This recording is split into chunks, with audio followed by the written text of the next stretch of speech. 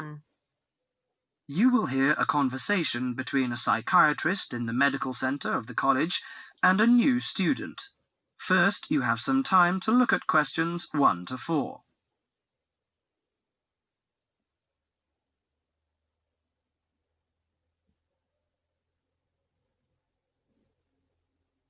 Now listen carefully to the conversation and answer questions 1 to 4.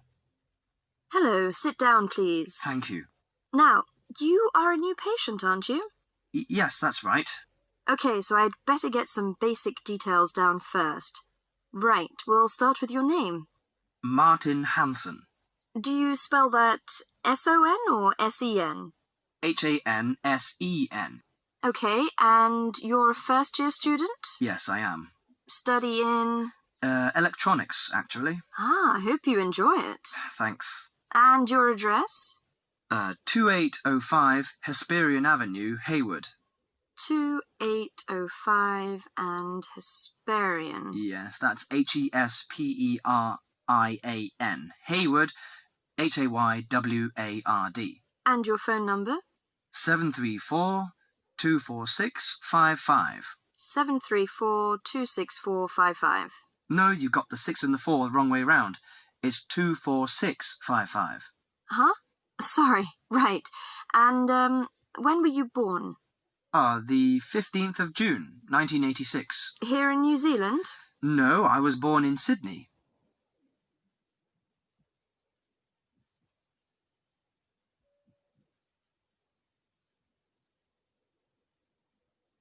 Before you hear the rest of the conversation, you have some time to look at questions 5 to 10.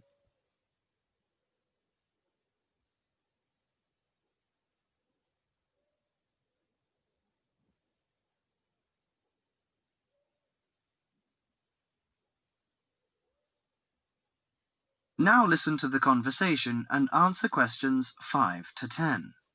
Good. So, what's your problem? Well, frankly, I wonder whether it is a problem. I get the blues, and it lasts for quite a while. I don't know how to... Yes, we all feel sad or get the blues now and again.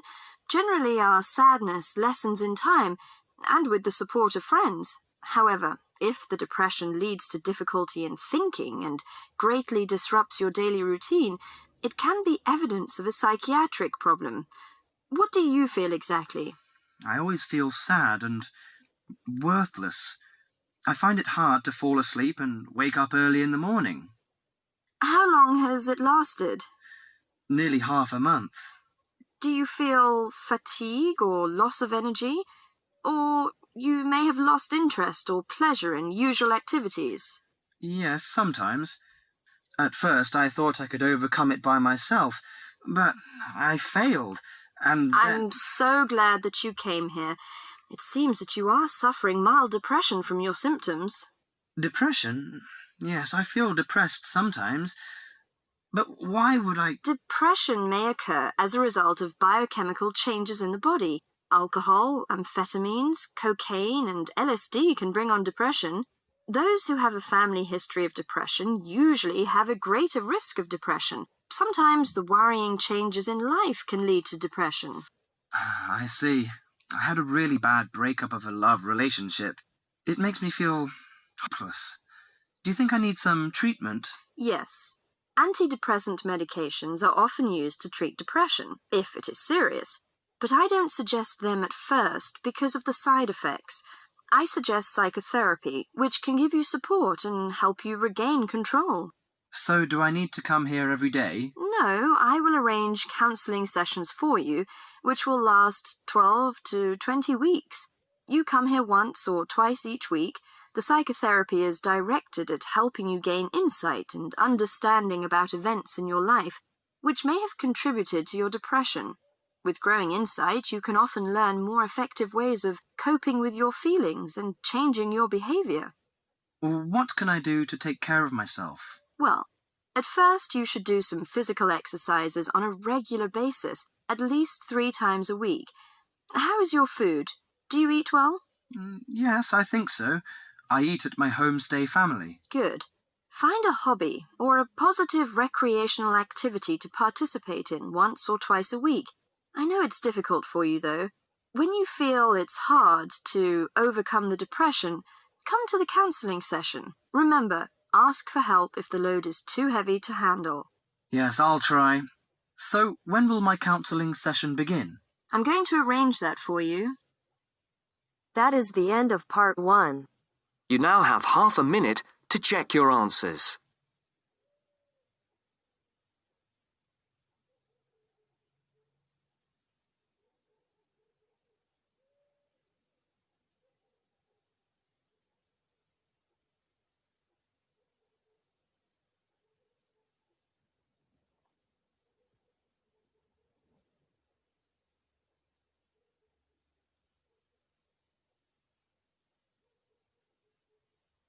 Now turns to part 2. Part 2.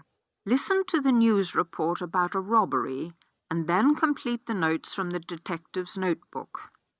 First, you have some time to look at questions 11 to 17.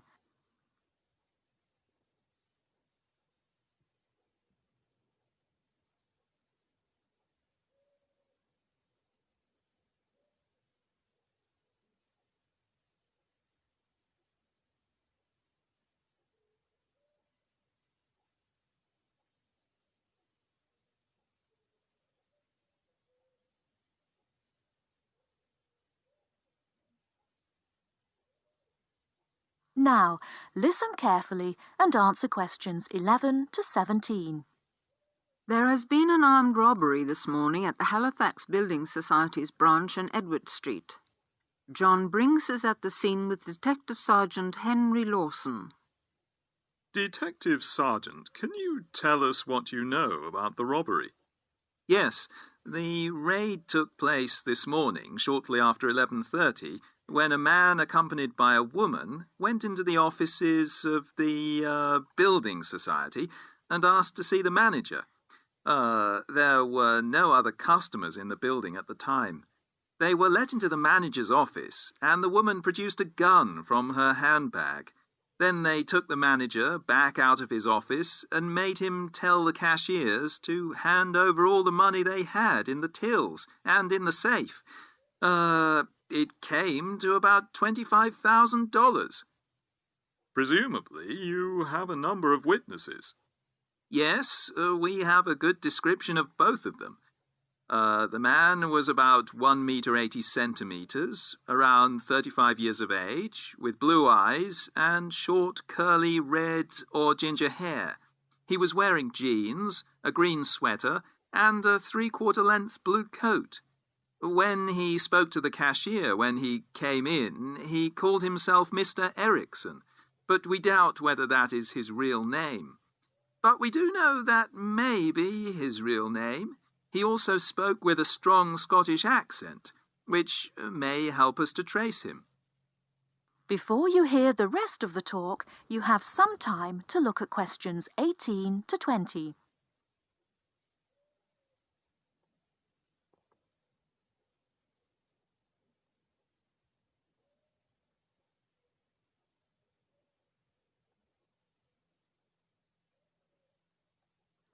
Now listen and answer questions 18 to 20.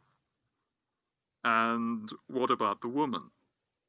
Now, she is in her early 20s, slim and quite tall, about 1 meter 70 centimeters. She was wearing a long white raincoat, which was quite loose-fitting, and which she didn't take off. She had a beige handbag, which they used to hide the gun in. She's got straight, shoulder-length blonde hair, blue eyes, and, like the man, has a noticeable accent. Do you have any other information? Yes, the car they used was seen by 2 or 3 people. It's a blue or dark blue Ford Escort, and we have the registration number. And it's G595ERI. I'll say that again. It's G595ERI. Now, the car was stolen from Bishopstone just over a week ago, so if anyone has seen it in the last week, we would like to hear from them. We also know that the car's front left headlight was broken when it was stolen, and is still broken, we think. So, you would like information from the public about the car? Yes, and the people. We're appealing to anyone who thinks they may recognize the two robbers or know anything about the car. We've set up an incident room in Swindon, and the telephone number is 774529. So we would like people to ring us if they have any information. And of course, all calls will be dealt with in the strictest confidence. Thank you very much. Thank you. And the number again, if you have any information, is 774529. And now back to the studio. That is the end of part 2. You now have half a minute to check your answers.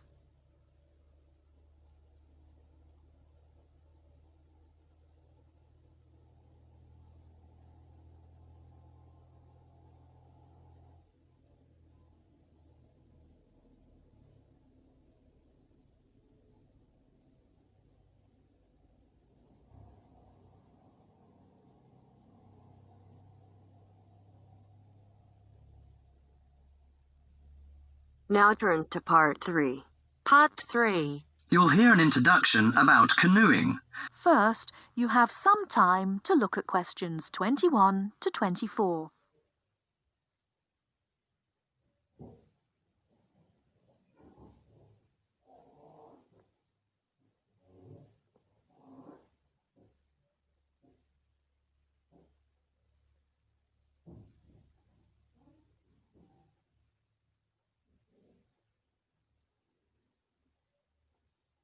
Now, listen carefully and answer questions 21 to 24.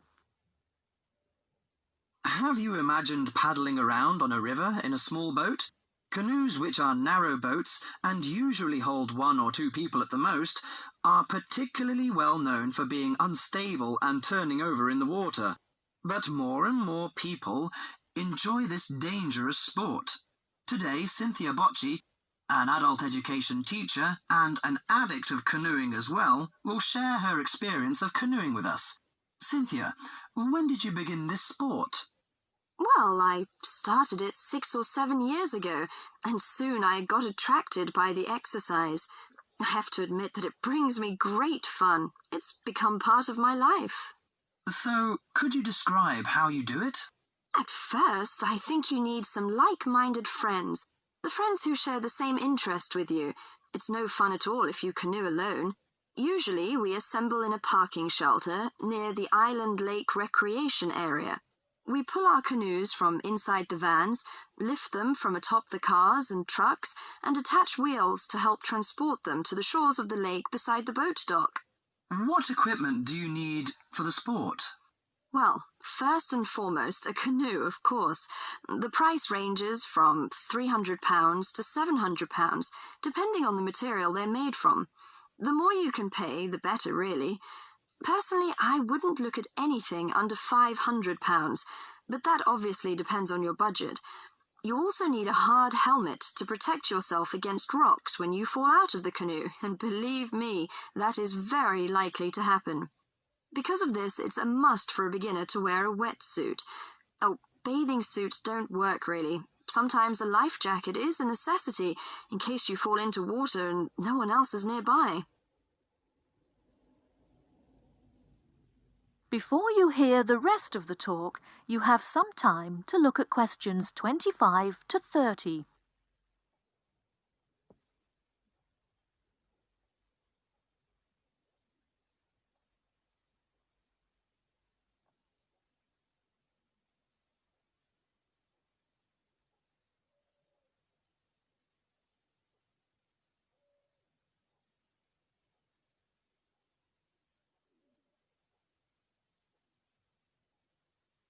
Now listen and answer questions 25 to 30. Think it's all worth it?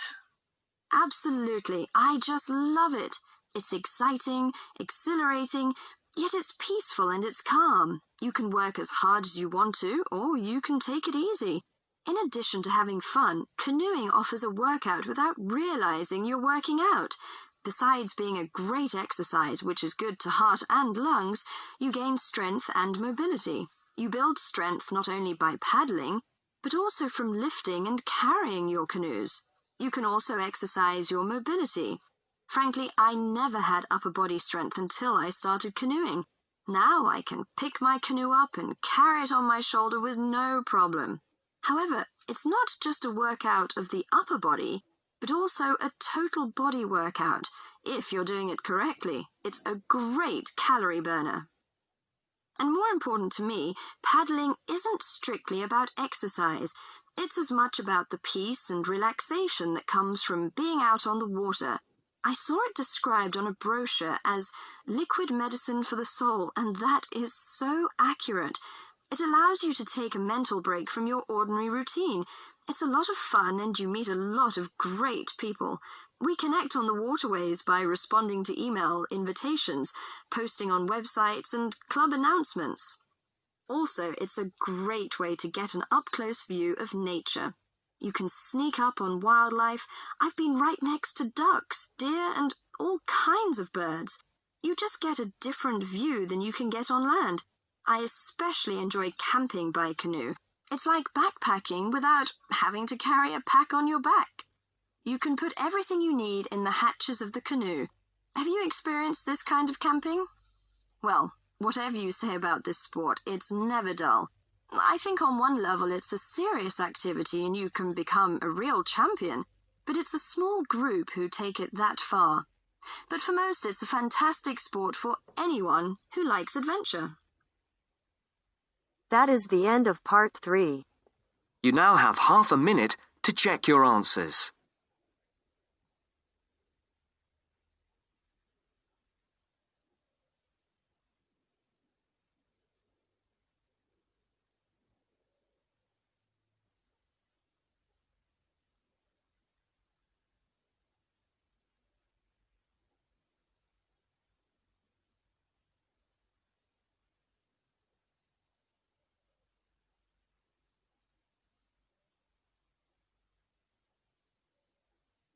Now turns to part 4. Part 4. You'll hear an introduction about the tutorial courses of the physics school. First, you have some time to look at questions 31 to 40.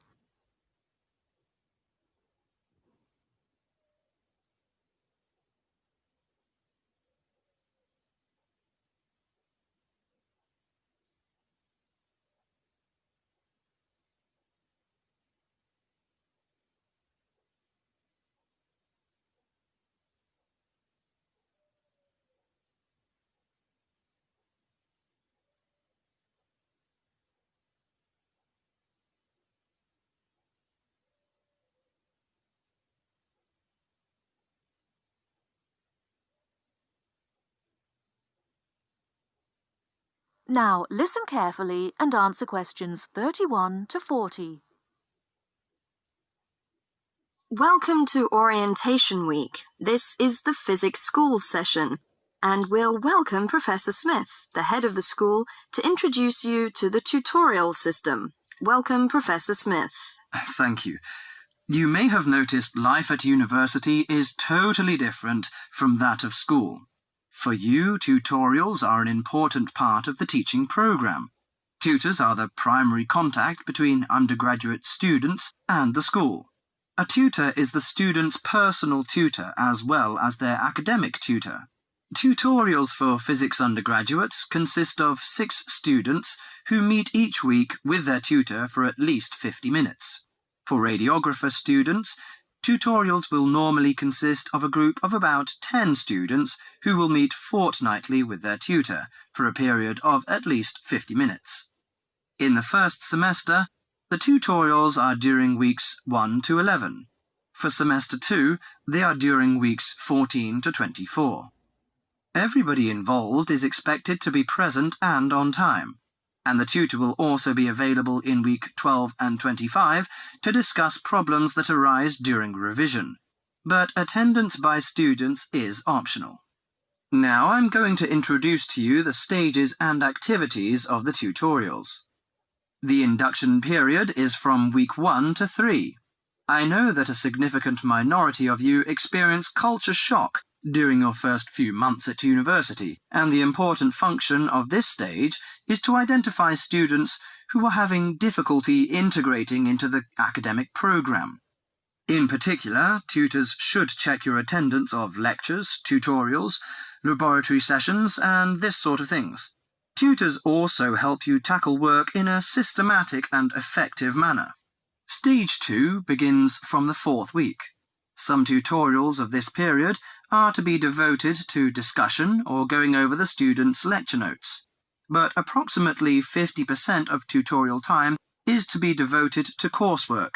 You should finish the weekly homework assignments of 2 hours duration with at least 50% involving written work.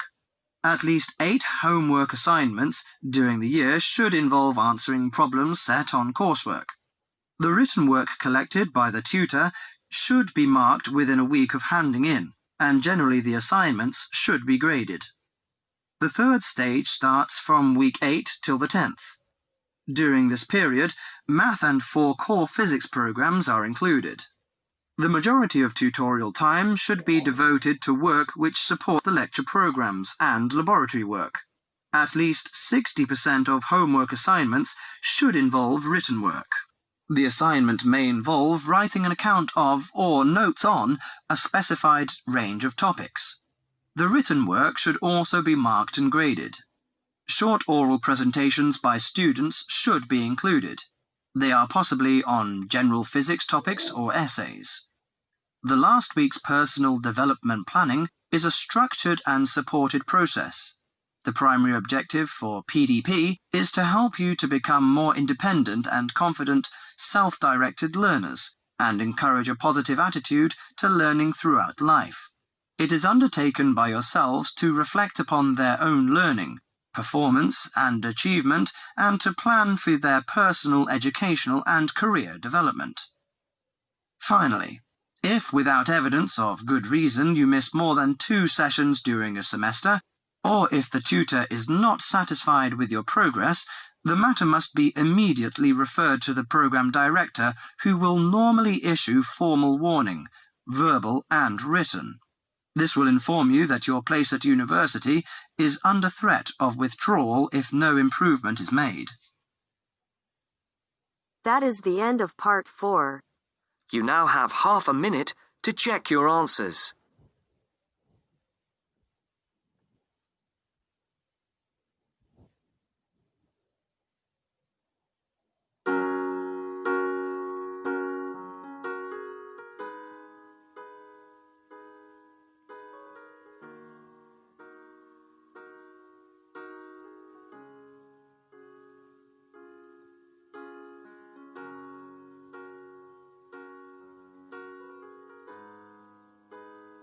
That is the end of the test.